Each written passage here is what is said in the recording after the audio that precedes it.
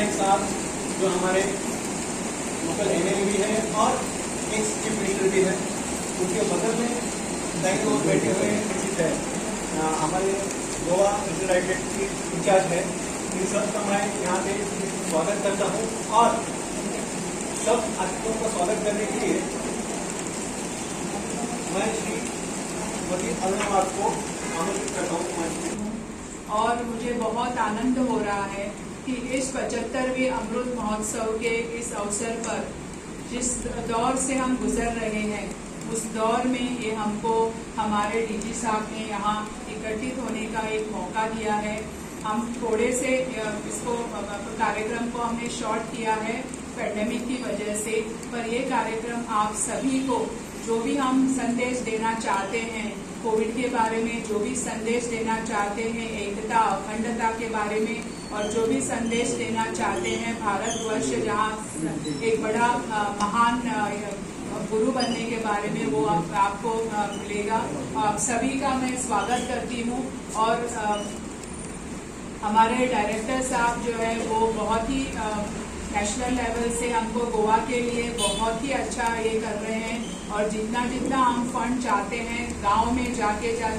हम जिधर जिधर कार्यक्रम करना चाहते हैं, लोगों को संबोधित करना चाहते हैं, लोगों को जागरूक करना चाहते हैं, तो उतना फंड जितना हम मांगते हैं गोवा के लिए वो फंड हमको साहब दे रहे हैं। इसके लिए मैं साहब का धन्यवाद करती हूँ। हमको जो कॉपरेशन हमको इधर ये जो हमारा फोंडा स्थित जो हमारा ऑफिस है रीजनल डायरेक्टरेट, यहाँ जो भी हमको कॉपरेशन चाहिए वो हमारे श्री रवि नाइक जी हमको बहुत सारा कॉपरेशन अभी नहीं, जब भी हमारा बोर्ड यहाँ पे हम शिफ्ट हुए हैं, पहले फार्मागुड़ी में थे तभी उनका कॉपरेशन हमको हुआ करता था, और अभी भी आज भी उनका कॉपरेशन और उनका आशीर्वाद जो हम पे है, इसलिए हम उनका बहुत ही शुक्रगुजार है। ऐसे ही कॉपरेशन हमको आगे हमारे बोर्ड के लिए मिले, और जो भी बोर्ड हमारा करना चाहता है, जो भी कार्यक्रम जो ऑर्गेनाइज और अनऑर्गेनाइज में करना चाहता है, उस सभी को हम आप सभी का आशीर्वाद मिले। आप सभी को मैं पुनः एक बार सभी का स्वागत करती हूँ और मेरे दो शब्द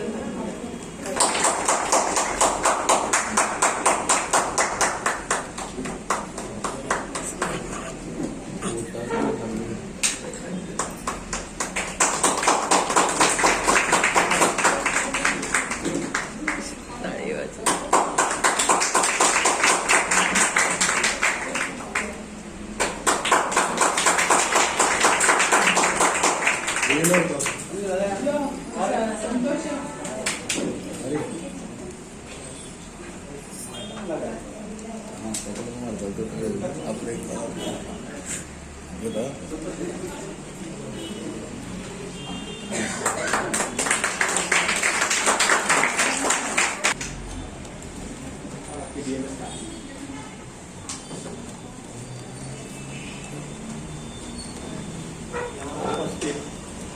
माझे ते जाऊन 75 वर्ष झाली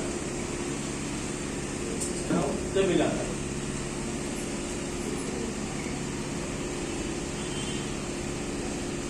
आम्ही ज्या काम करतात भारतीय मजूर संघटना ऍक्च्युअली खरं म्हणजे भारतीय मजूर संघटना आता भारतीय मजूर संघाचो अध्यक्ष जावन आसा, आणि ती आमची वयभर त्यांचे हे काम चलता, जशें की आमगे मायनिंगाचें काम आसा, अंगणवाडी वर्कर्स आसा, तुमच्या आशा वर्कर्स पण आसात, कन्स्ट्रक्शन वर्कर्स पण आसात, आणि हालींच आमकां जे कोंकण रेल्वेचे जे मजदूर आसात ते आमकां जॉइन जाल्ले आसा, आनी तांचे भितर आमचें काम चालू आसा.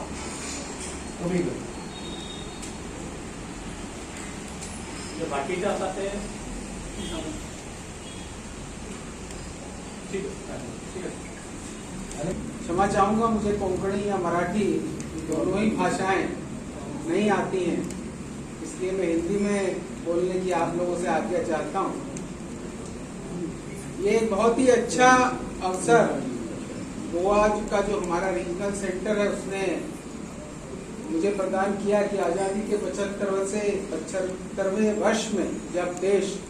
आज़ादी का अमृत महोत्सव मना रहा है, तब महिलाओं के लिए विशेष रूप से कार्यक्रम आयोजित करके मुझे इसमें सम्मिलित होने का सौभाग्य प्राप्त हुआ और साथ ही साथ मुझे आपके प्रदेश के इतने गणमान्य लोगों से मिलने का मौका मिला, आप पत्रकार लोगों से मुझे मिलने का मौका मिला, ताकि हम अपने बोर्ड के बारे में आपको कुछ बता सकें। हमारा बोर्ड जो है दत्तोपंत ठेंगड़ी राष्ट्रीय श्रमिक शिक्षा एवं विकास बोर्ड, ये श्रमिकों के बीच में शिक्षा, अवेयरनेस, सभी प्रकार की व्यवस्था की जानकारी देने के लिए भारत सरकार द्वारा सन 1958 में 1958 में बना है और 63 वर्ष 63 इयर्स कंप्लीट कर चुका है। शुरुआत हुई थी इस बोर्ड की ऑर्गेनाइज सेक्टर, जिसको संगठित क्षेत्र कहते हैं, उसमें ट्रेड यूनियनिज्म को के बारे में जानकारी देने के लिए, बढ़ाने के लिए इस ऑर्गेनाइजेशन का निर्माण हुआ था। किंतु 70 के दशक में ILO के रिकमेंडेशन पे ILO ने एक रेजोल्यूशन अडॉप्ट किया था और भारत चूंकि ILO का एक सदस्य देश है, इसलिए भारत ने भी उसको अपनाया और हमने असंगठित और ग्रामीण क्षेत्र, जो अनऑर्गेनाइज्ड और रूरल सेक्टर है, उसमें भी बोर्ड ने अधिक से अधिक कार्य करना शुरू किया। हमारे पूरे देश में 50 रीजनल सेंटर्स हैं, क्षेत्रीय कार्यालय हैं, और मुंबई में कुर्ला में हमारा एपेक्स ट्रेनिंग इंस्टीट्यूट है, जिसका नाम है Indian institute of workers education, और इस पूरे संगठन का मुख्यालय नागपुर में है, जहां मैं बैठता हूं, और हम भारत सरकार के श्रम एवं रोजगार मंत्रालय के अंतर्गत आते हैं। अभी आजादी के अमृत महोत्सव के अंतर्गत हमने अनेक कार्यक्रम किए हैं। हर क्षेत्रीय कार्यालय को ये निर्देश दिए गए हैं कि वो जो भी ट्रेनिंग प्रोग्राम्स कर रहे हैं उसमें आजादी के अमृत महोत्सव को ध्यान रखते हुए आजादी के जो हमारे स्वतंत्रता सेनानी रहे हैं, जो इनका योगदान देश की आजादी में रहा है, उनके बारे में जानकारी अधिक से अधिक आपको दें। एक पैम्फलेट भी हमने बनाई है जिसमें कि श्रमिकों को लेकर के जो हमारे देश के बड़े नेता थे, महात्मा गांधी, सुभाष चंद्र बोस, जवाहरलाल नेहरू, बाबा साहब अम्बेडकर, सभी के विचार उसमें हैं। इसके साथ ही अभी जो समय चल रहा है कोविड का, इसमें हमारे बोर्ड ने, देखिए कोविड तो बता के नहीं आया, हमको पहले से तो पता नहीं था कि ऐसा समय आ जाएगा अचानक, लेकिन जैसे ही मार्च 2020 में लॉकडाउन शुरू हुआ और कोविड के कारण जो हमारी नॉर्मल कार्यकलाप थे वो बंद हुए, हमने तुरंत अपने आप को नए ढांचे में ढाला, वर्चुअल ट्रेनिंग शुरू की, कंप्यूटर के माध्यम से, मोबाइल के माध्यम से ट्रेनिंग शुरू की। और जब लॉकडाउन खुला पिछले साल अक्टूबर-नवंबर में, तो आपको ये जान के आश्चर्य होगा कि हमारे शिक्षा अधिकारियों ने, हमारे रीजनल सेंटर्स ने पिछले वर्ष यानी 2019-20 के मुकाबले ज्यादा ट्रेनिंग प्रोग्राम 2020-21 में किए। साथ में जानकारी देने के लिए हमारे विशेष ट्रेनिंग प्रोग्राम्स चल रहे हैं। और वैक्सीन हेजिटेंसी जो एक बहुत बड़ी समस्या है, मुझे जानकारी नहीं कि गोवा में ये समस्या है या नहीं, किंतु उत्तर भारत के कई राज्यों में एक बहुत बड़ी समस्या है। आपने टीवी में देखा होगा, लोग वैक्सीनेशन से बचने के लिए नदी में कूद गए, भाग गए, तो उसके बारे में भी बोर्ड पूरी जानकारी दे रहा है कि वैक्सीन से क्या फायदे हैं, आपको क्यों उससे डरना नहीं चाहिए, अधिक से अधिक वैक्सीनेशन कराना चाहिए। तो इस तरीके से हमने तुरंत समय के अनुरूप अपने नए ट्रेनिंग प्रोग्राम्स बनाए हैं, जो हम पूरे देश में फैला रहे हैं। अब चूंकि जैसा आप सभी जान रहे हैं कि एजुकेशन भी इस समय वर्चुअल एजुकेशन चल रही है, स्कूल कॉलेज तक बंद थे, तो हमने डिजिटल लिटरेसी को प्राथमिकता देना शुरू किया है।